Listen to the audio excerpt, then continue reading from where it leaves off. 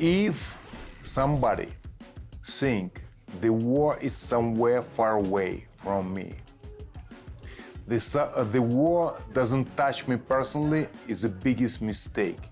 This war, in the largest country in Europe, can destabilize situation in the whole region. This war can touch everyone in Europe, also everyone in the world. Since the beginning of the Russian invasion of Ukraine, the former heavyweight boxing champions Vitali and Wladimir Klitschko have been pleading with the West to help put an end to this senseless war. This war, Russia is trying to justify why this war was started. And I believe that isolation of Russia by the world is extremely important. The decision must be made too to isolate from the next upcoming Olympics the Russian team. Nothing is the athletes or nationalities, but to show to Russia this war, and the world is not okay with that. Western countries around the globe have been putting heavy sanctions on Russia to show their condemnation of Putin and his wanton acts of unwarranted aggression.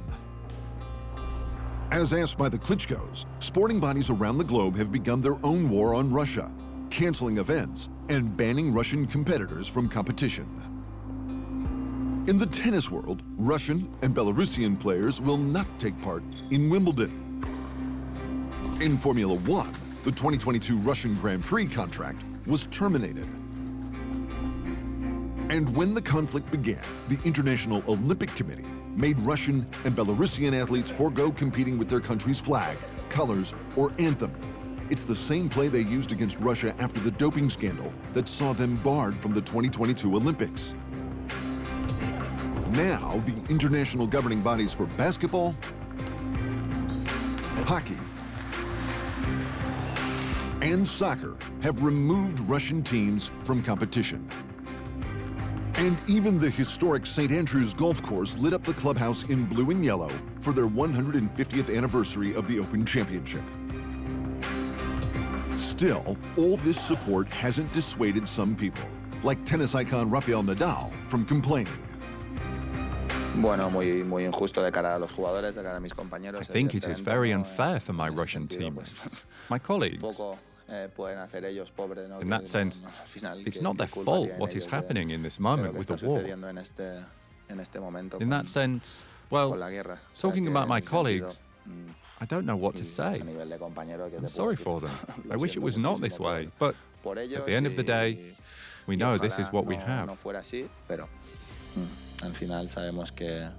Nadal's attitude toward the bans are understandable. It's not the individual athletes who are to blame, so why should they be punished? Well, let's ask the World Athletics president, who banned Russian and Belarusian athletes from all competition, if they ever considered allowing those athletes to participate. No, actually, we were very clear about that, and I think that the Council was unanimous about the view that it would be inconceivable to have athletes from the Ukraine being excluded for very obvious reasons, unable to compete, train in an environment that is beyond compare, and have the athletes from two aggressor nations being given the full panoply. That decision brings us back to the Klitschkos, because they must be hugely disappointed with professional combat sports. Since the war began, UFC President Dana White has refused to sanction a single Russian or Belarusian fighter, not one. In fact, in that time, Russians have headlined events, and Petr Yan even fought for a title. White actually flew fighters out of Russia to make sure they could compete.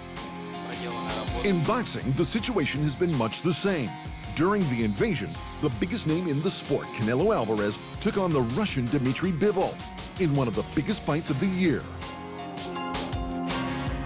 Again, on an individual level, you can understand these sentiments. Dmitry Bivol didn't invade Ukraine, so why stop him living his life?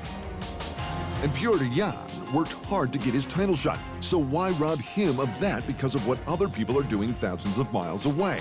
The problem is, this attitude dismisses the undeniably immense power of sport. When the Olympics were hosted by Adolf Hitler and the Nazis, Jesse Owens won gold and saluted the world. In the thick of the American Civil Rights Movement, Tommy Smith and John Carlos threw up the Black Power sign. As the Vietnam War raged on, Muhammad Ali refused the draft and was stripped of the heavyweight title. Colin Kaepernick took a knee in a peaceful protest for Black Lives Matter.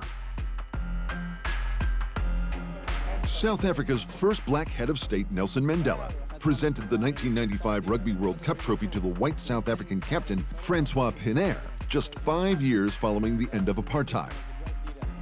Sport has proven time and time again that it is a very real force for and a symbol of change.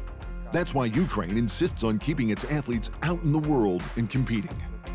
The war really destroying the country, destroying the mind. We are losing lives of the people, our Ukrainian people.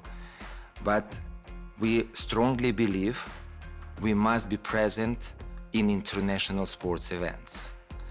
And in this regard, when I spoke with Prime Minister, I tried to convince him that our presence in international competition, World Championships, World Cup, European Championship, it's important for Ukraine, for believing our victory and to be united and to be strong.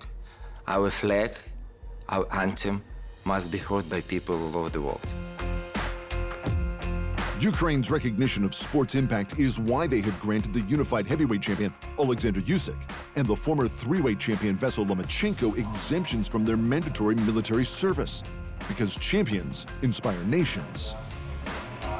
Right now, the last thing Putin needs is more inspiration, especially from fighters, because one, Putin is a die-hard combat sports fan, and two, this is the guy so intent on proving his country's greatness that he sanctioned a state-sponsored doping regime that had Russia banned from the 2022 Olympics. He cares a lot about his country's athletes winning, but especially its fighters. So if the combat world wants to help stop Putin's war, they should stop Russian and Belarusian athletes competing. It's in no way ideal, but war is about sacrifice, and this sacrifice is better than the alternative. Thanks for watching, and remember, if you want more fight sports in your life, just hit the subscribe button.